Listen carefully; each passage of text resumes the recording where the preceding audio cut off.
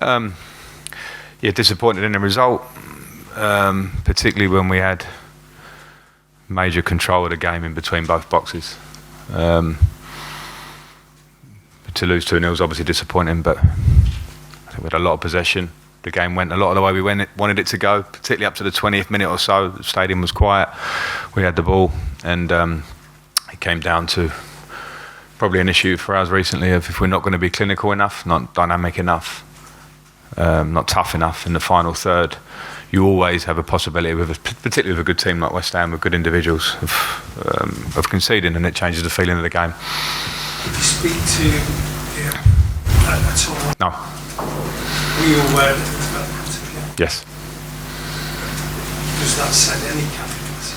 No, not to me. Whether it should or not, it's not for me to second guess, but I've been asked this question a lot now, and I know there's things going on at the club, so I understand why, but it's never been of a consequence to me whether an owner or a chairman or a board member at the club at the game. I spent 18 months at Chelsea. They only didn't come to one competitive game.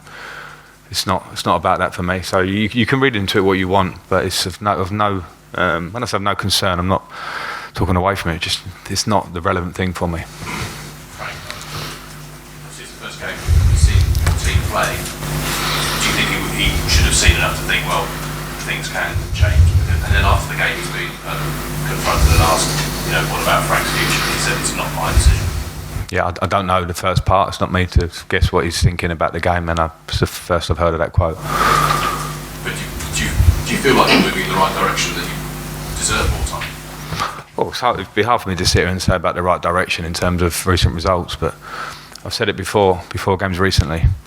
We stayed up by the skin of our teeth last year. We were 5 points shy of safety with not many games to go. And people, I said the other day that I think we'll maybe stay where we are or so. And someone sort of give me a second question and went, is that competitive enough talk as such? But for me, if you're in a club where over recent years the club's moved downwards with serious investment, the environment now, the conditions now are that we don't have that investment, and we sold our number 9, and we're trying to rebuild. That doesn't mean that straight away you should start climbing the stairs straight away. It means that you're going to have to dig in as a club, and I'm prepared to dig in. So that's it. Right, you've done a lot, seen a lot in this game. How unfair is it on you and on David Moyes the way this game was built, just about losing against the sack? Do you ever get used to something like that? Nah, because it comes with the territory. It's very easy. There's two sides for me. Firstly, I think we're very proud and lucky and to have our jobs. There's a lot of perks to our jobs. There's also a lot of sacrifice. And one of the sacrifices that people that are sort of, hidden behind a phone or any kind of outlet can say stuff because it gives them a good feeling. And people like that attention to it. So the less you can hear of that as a manager, or the less it affects you, the better. Because it means nothing. It means nothing. I'm here to do a job, so I'm fine with that. It's the modern day. Frank, how much impact, or otherwise, maybe none, maybe a lot, but does the so-called civil war between the fans and the board have on you and the players? Well, it's been interesting for me because I think I would hate to sound like I'm sitting here saying that my job is more difficult than anyone else's, because I think you could speak to any manager in the Premier League or the Championship or Div 1 or Div 2, particularly managers in Div 1 or Div 2 that are dealing with a lot of difficulties in their jobs with minimal budgets or whatever, all those things. I'm not going to cry about my job. So it's challenging, yes, because every job is. Do I try and do my best in every aspect? Yes. I don't feel like it distracts me, because my job I have to be the first person that can focus on the job. If you're asking me about the players, then that may be a different question, because I played here as a young boy. I played for England in tough times.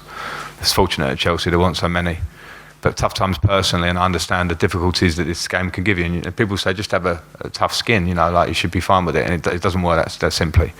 So I understand if the players are affected by it. I also understand the passion of the fans. I also understand that. So I'm not here to tell anyone about the bigger questions that are going on at the moment, because I've been here a year and I try and focus on the football. Frank, there's a 4 days until the next game. There's 10 days or so. The transfer window left. What needs to happen over that period to give you the chance of helping to take it forward when the game resumes again? Well, I think the game was maybe a decent example of it today. Not all games are the same, but we need to try and help the squad and bring in players probably at the top end of the pitch to be competitive and to have an instinct and give us more goals.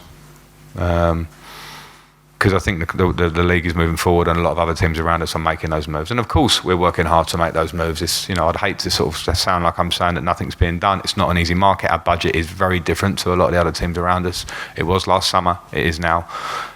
So I suppose my main focus is to concentrate and work on the players that I've got. And I'm absolutely not hanging anyone out to dry for losing a game at West Ham. When I say we weren't clinical enough in the first half, or today, it's because that's my job to say it and my job to try and coach it. But we want to help the squad. What would be your priorities at Finch Farm over that period? In what? Working with the players, you talk about being more clinical and things like that. Yeah, I mean, I think as a coach,